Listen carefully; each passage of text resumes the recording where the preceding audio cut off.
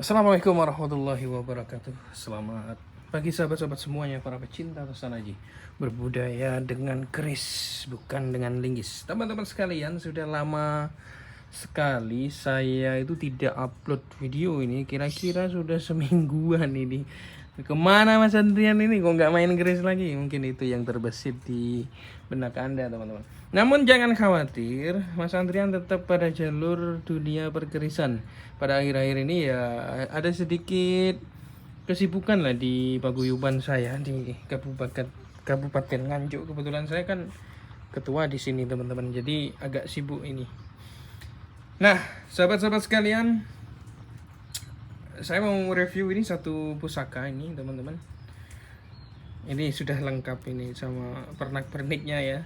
Tampilannya kan agak beda ini. Jadi itu ada semacam ratus. Nek ngarani orang-orang dulu itu ratus atau dupa ya. Jadi memang dupa ini wewangian. Saya kira kalau ada orang baru paham ya, tidak tahu tentang dupa ini, dikiranya aneh-aneh biasanya, terlalu mistis atau bagaimana. Namun ini sebetulnya ini adat istiadat, teman-teman. Jadi suatu kebiasaan ya, ratus atau dupa ini suatu kebiasaan yang dilakukan oleh orang-orang dulu semenjak bahkan Singosari, orang-orang Mojopahit, orang-orang Mataram. Bahkan di lain sisi sebetulnya wewangian yang dibakar seperti adalah, kalau di dalam Islam itu sunnah, teman-teman ya. Kalau kita ini pernah tuh lihat di TV-TV atau di YouTube ya, itu bakar dupa itu yang keliling Ka'bah itu seperti itu, teman-teman.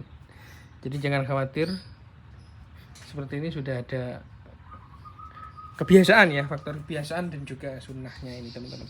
Nah, fokus dulu lagi ke kerisnya ini. Kalau kita lihat kerisnya, teman-teman, coba ya saya pegang.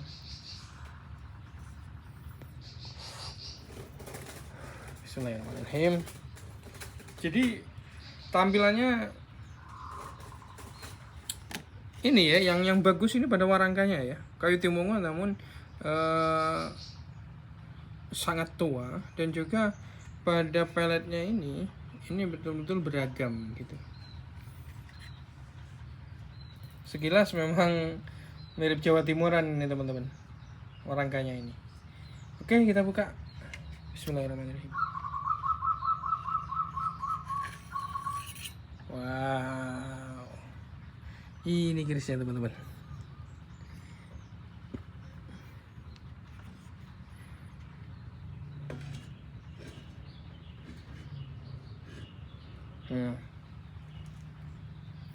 Keris apakah ini? Looknya coba kita hitung ya, ada berapa ini? 1, 2, 3, 4, ada 7. Ada 7, sedangkan ornamen ini kalau kita perhatikan ini kan cukup abstrak gitu ya, kita multitafsir begitu. Sehingga kalau kita melihat ini kira-kira apa gitu.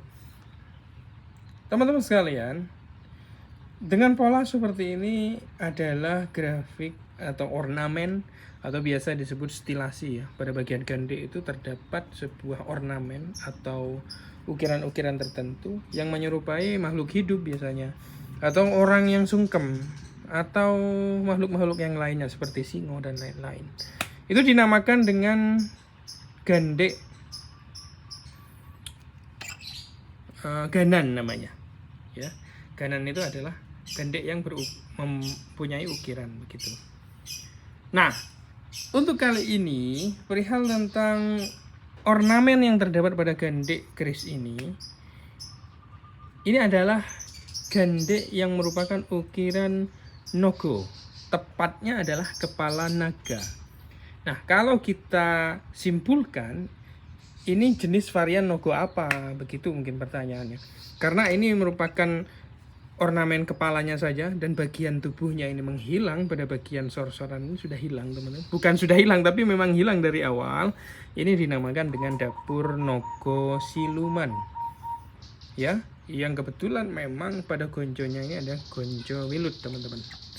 Nah, Untuk tangguhnya sendiri kira-kira tangguh mana Mas Andrian? Ini adalah tangguh Medyun. Kalau orang dulu mengatakan Purubaya. Nah, Purubaya itu mana? Purubaya ini adalah suatu kerajaan kecil yang terdapat di daerah Medyun, sekitaran Medyun, Ponorogo, dan juga sekitaran akses kepada Ngawi begitu.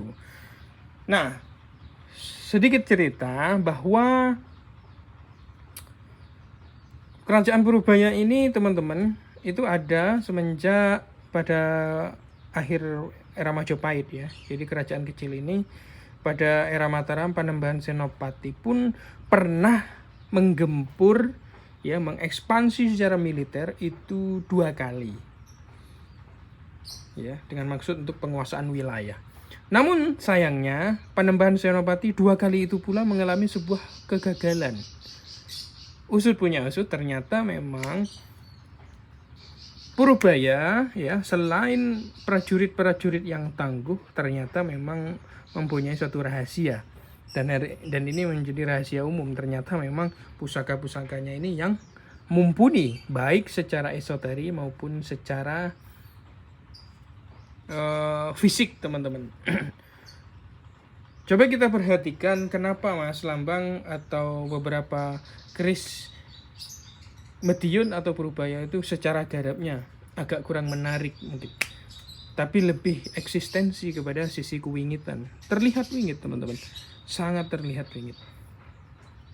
Ya. Ada beberapa anggapan kenapa juga pada ornamen terlihat lebih abstrak dan tidak menyerupai rupa yang aslinya, misalkan nogo atau singo misalkan. Jadi bentuknya agak disamarkan begitu. Ada dua tafsir. Yang pertama adalah karena memang itu suatu ciri khas ya, ciri khas agar mempunyai jati diri atau mempunyai khas tertentu sehingga tidak menyamai dengan ornamen-ornamen lainnya atau khas-khas empu lainnya. Yang kedua tafsirnya adalah karena memang suatu kerajaan Purubaya itu kental dengan adat istiadat dan juga kental dengan suasana Islamnya. Sehingga kalau di dalam sebuah ajaran, kalau membuat patung misalkan, patung atau rupa atau ukiran pahatan hewan itu kan tidak diperbolehkan. Jadi disamarkan, itu siasat istilahnya, bentuk ide yang cukup brilian menurut saya.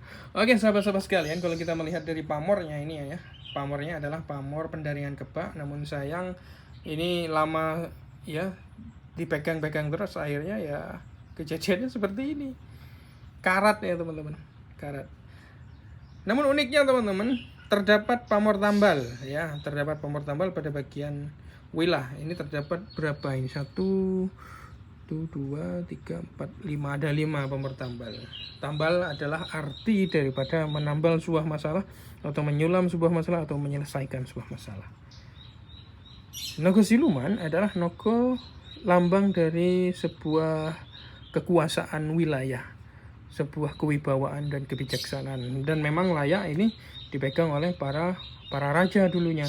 Bahkan sampai saat ini yang mengagem keris-keris yang berganan biasanya memang orang top-top teman-teman, karena selain untuk indah dipandang, tapi karena biasanya itu diambil dari sisi esoteri atau dari segi aura kekuatannya, sehingga berdampak pada kehidupan sehari-harinya. Terima kasih sahabat-sahabat sekalian. Wassalamualaikum warahmatullahi wabarakatuh. Salam budaya.